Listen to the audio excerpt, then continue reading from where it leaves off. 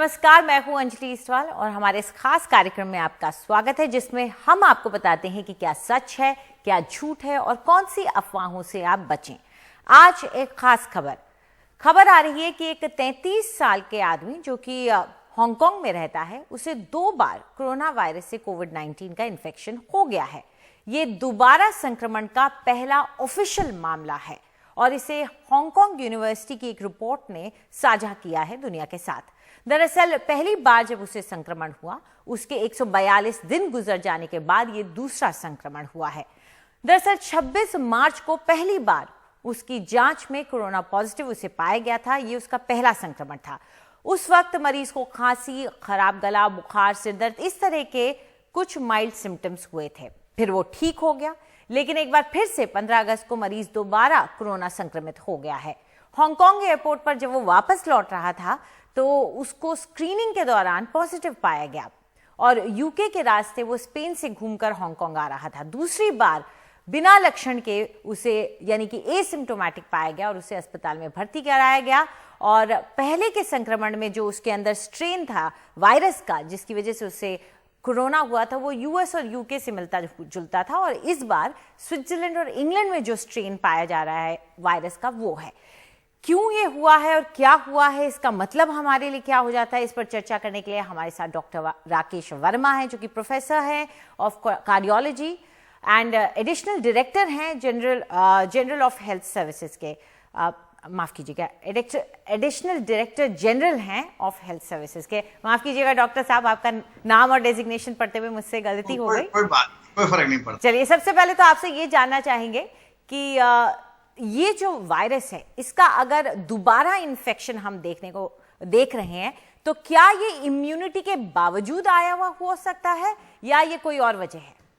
देखिए, ये वायरस है, इसके हार्ट में से सेंटर में एक आरएनए होता है, रिबोन्यूक्लिक एसिड, एक प्रोटीन का स्ट्रक्चर है जो इसको वेरियस प्रॉपर्टीज देता है। वो कैसे एक्ट करेगा, कितनी बार मल्टीप्लाई करेगा, कैसे अपने आप को चेंज करेगा। तो वायरस इलनेस में सबसे बड़ी परेशानी यही होती है कि वायरस अपने रूप को चेंज करता रहता है। जैसे हम लोग गांव में, घरों में, भारत में कहते हैं गिरगिट अपना रंग बदलता रहता है स्थिति के अनुसार से, तो उस प्रकार ये वायरस अपनी शेप, अपनी प्रोबेबिलिटी, अपनी कैरेक्टरिस्टिक्स को बदलता रहता है। इसी वजह से इस तरह के वायरस के इन्फेक्शंस को इलाज होना भी मुश्किल होता है और री इन्फेक्शन होने का चांस भी इसमें बहुत ज़्यादा होता है।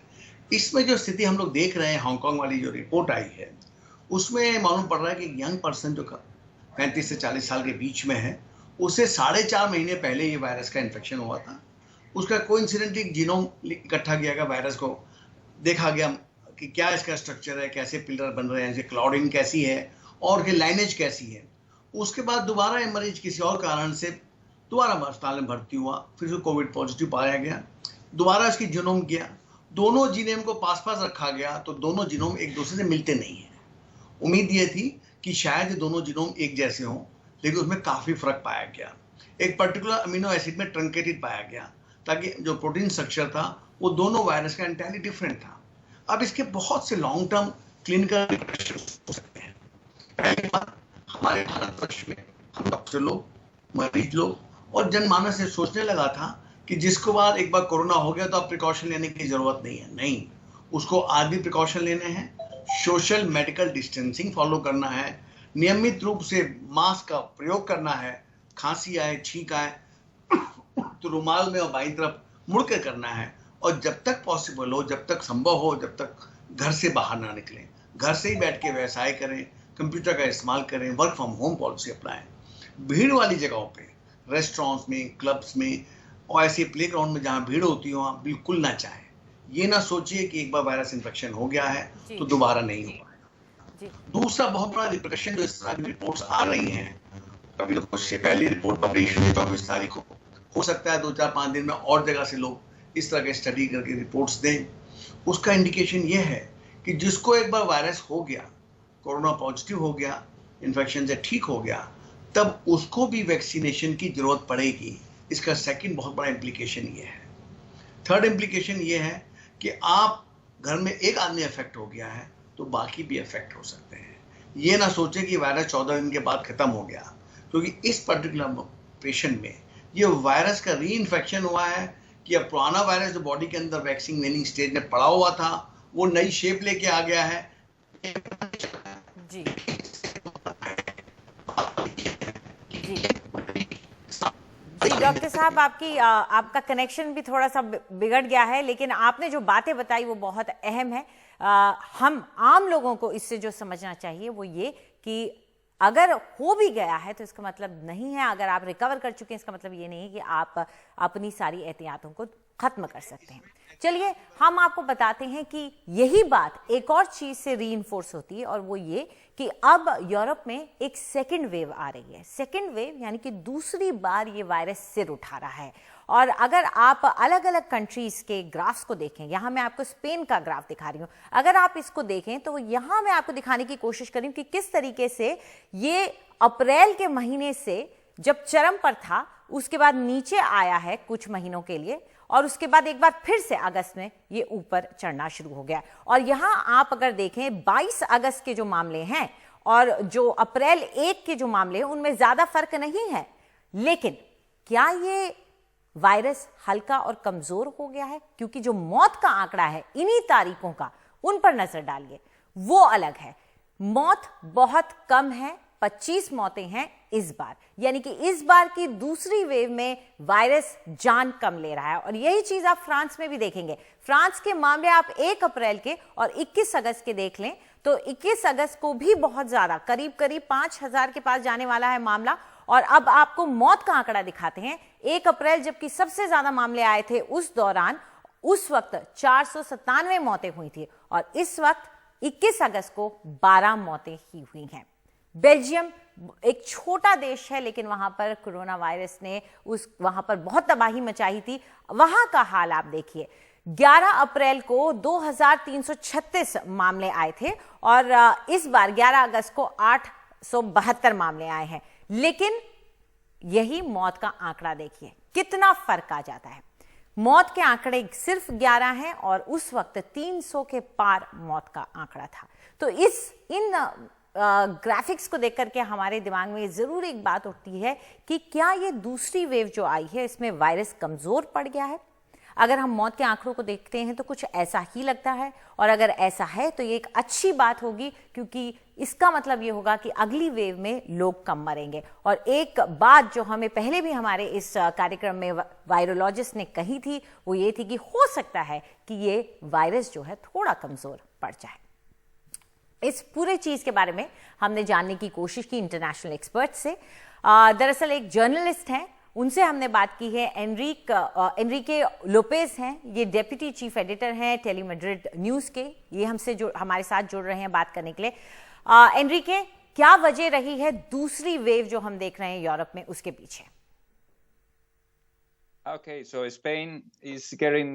स्पेन में पॉजिटिव केस लगातार बढ़ रहे हैं। हमें इसकी असली वजह साफ नहीं है। अब सभी रिपोर्ट युवाओं पर केंद्रित है। पहले बुजुर्ग लोगों के संक्रमित होने की संख्या ज्यादा थी, लेकिन अब लगता है युवा लोग अब गैर जिम्मेदार और लापरवाह हो गए हैं।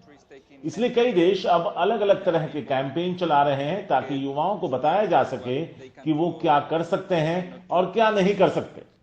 और इसके लिए कई तरह के उपाय अमल में लाए जा रहे हैं, जैसे आप सड़कों और गलियों में सिगरेट नहीं पी सकते। इस हफ्ते से सड़क पर धूम्रपान पर पाबंदी लग गई है। दूसरे कई तरीकों को भी अमल में लाया जा रहा है।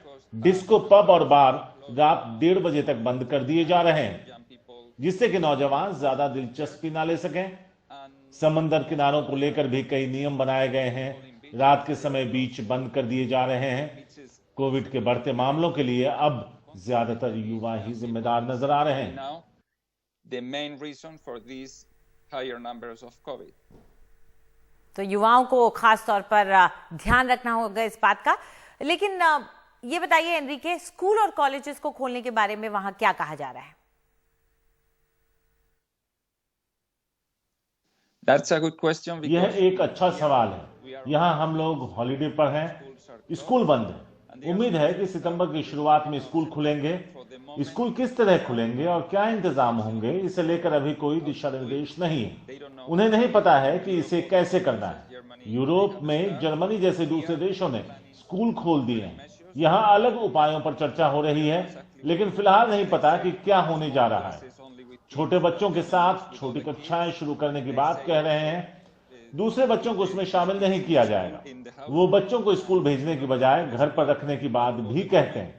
लेकिन इस समय हम कुछ नहीं जानते, क्योंकि हर दिन लोग कह रहे हैं कि दूसरी लहर आ रही है। इसलिए हमें नहीं पता कि फिर हमें घरों में कैद होना पड़ेगा या नहीं।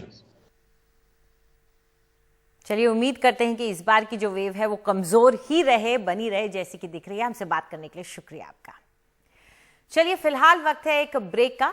ब्रेक के उस पार जानिए अपने भेजे हुए सवालों के जवाब, साथ ही बताएंगे कुछ खास आंकड़े जो बताते हैं कि कैसे भारत पहुंच सकता है नंबर 2 पर जल्द ही।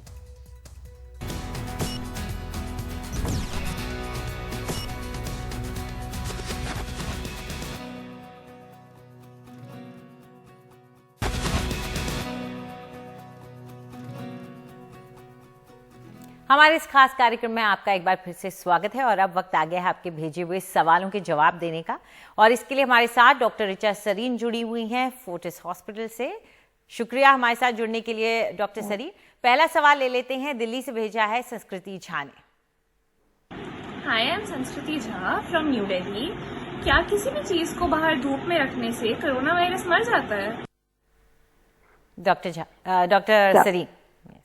so that is a good question. बहुत सारे लोग बहुत सारे इंडिजीनियस मेथड्स यूज कर रहे हैं कोरोना वायरस को मारने से, बट कोरोना वायरस हीट, जो अगर हीट से किल होता है तो वो 52 डिग्रीज हीट से किल होता है। वो नॉर्मल धूप में रखने से नहीं किल होता है। जो बाहर रखने का जो या उसका पर्पस ये है कि सरफेसेस पे 2 से लेके 7 डेज तक अलग अलग सरफेसेस पे वायरस रह सकता है। सो अगर आप उसको धूप में रखेंगे, चाहे छांव में रखेंगे, लेकिन अगर आप उसको टच नहीं कर रहे हैं तो अपने आप वायरस किल हो जाएगा। बट स्पेसिफिकली धूप का कोई एक्स्ट्रा रूल नहीं है जी। चलिए, अगला सवाल ले लेते हैं। काजल ने भेजा है दिल्ली से। दिल्ली के बाजार खुल गए हैं और बाहर बहुत भीड़ भी है, तो क्या बाहर जाना सेफ हो गया है? तो डॉक्टर सरीन, सरकारें तो कह रही हैं सेफ है, जाइए शॉपिंग कीजिए, आप क्या कहेंगे? जी, बिल्कुल सेफ नहीं हो गया है बाहर जाना। बाहर जो ये शॉप्स खुल गई हैं या जो मेट्रो खुलने की भी बात हो रही है, ये सब सिर्फ मतलब खुलना एक बात है, बट इसका ये बिल्कुल मतलब नहीं है कि कोरोना वायरस खत्म हो गया है। आप देखेंगे कि लास्ट 1 वीक 10 डेज में दिल्ली में केसेस फिर से बढ़ने स्टार्ट हो गए हैं। जहां एक टाइम लास्ट वीक तक 1000 के आसपास आ रहे थे, अब वो 1200, 1300, 1400 केसेस पर डे रिपोर्ट हो रहे हैं दिल्ली से। सो बाहर जाना बिल्कुल सेफ नहीं है। मार्केट्स खुल गई हैं, लेकिन आप बाहर तभी जाइए जब आपको बहुत ज्यादा जरूरत हो कुछ सामान लेने की जो ऑनलाइन नहीं आ सकता, और आप पूरे सोशल डिस्टेंसिंग के मेजर्स, हैंड हाइजीन, मास्क पहन के बाहर जाइए। इस चीज को दिमाग में रखिए कि अभी कोरोना वायरस गया नहीं है। जी बिल्कुल, तो बेवजह बाहर ना जाएं। हमसे बात करने के लिए बहुत बहुत शुक्रिया आपका डॉक्टर साहब। Thank you. दरअसल भारत जो है वो जल्द ही शायद दूसरे नंबर पर पहुंच जाएगा कोरोना के कुल मामलों के नजरिए से। अभी हम तीसरे नंबर पर हैं, लेकिन ये जो टॉप 3 देश हैं इनके आंकड़े हम आपको दिखा रहे हैं। अगर अमेरिका का ग्रोथ रेट यानी कि किस दर से वो बढ़ रहा है आप देखें तो वो 0.8% है। वहीं ब्राजील का 1.1% है और भारत का दुगना है इससे 2.3%। और ज्यादा फर्क अब रह नहीं गया है। 36 लाख के ज्यादा मामले ब्राजील में और भारत में 31 लाख। तो अब ये चंद दिनों की बात है कि भारत ब्राजील के आगे बढ़ सकता है और नंबर 2 पर आ सकता है, अगर हमने अपने डेली केसेस के आंकड़ों को कम नहीं किया, जो आज भी 60,000 के पार है, और उसे नहीं रोका गया, उसे कम नहीं किया गया, तो हम एक दिन आएगा जब यूएस से भी आगे नंबर 1 पर पहुंच जाएंगे। फिलहाल हमारे इस कार्यक्रम में इतना ही, लेकिन जाते जाते एक बार आपको फिर से याद दिला रहे हैं कि जब भी घर से बाहर जाएं, दफ्तर जाएं, तो मास्क पहने, सैनिटाइजर का इस्तेमाल करें और जब मौका मिले हाथ साबुन से धोएं। फिलहाल इतना ही, नमस्कार।